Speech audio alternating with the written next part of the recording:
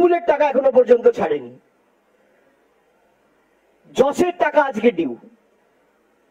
এই ঘূর্ণিঝড়ের ফলে যে পরিবারগুলো বিধ্বস্ত বা আক্রান্ত, অতিষ্ঠ, যাদের ঘর বাড়ি ভেঙে গেছে, তাদের টাকা পর্যন্ত আজকে ছাড়েনি।